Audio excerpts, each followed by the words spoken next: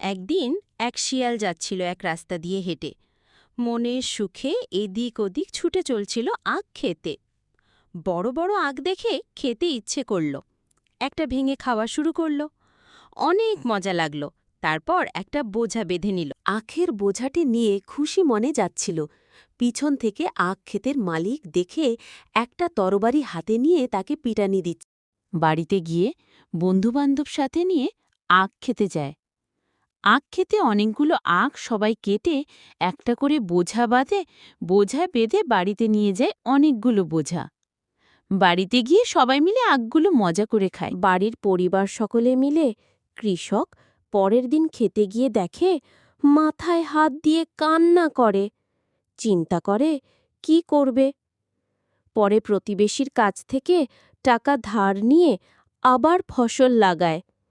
বেশ লাভবান হয়, অনেক টাকা ইনকাম করে। বাড়িতে এসে টাকা হিসেব করেছে। ভিডিওটি ভালো লাগলে লাইক, কমেন্ট, শেয়ার ও সাবস্ক্রাইব করুন।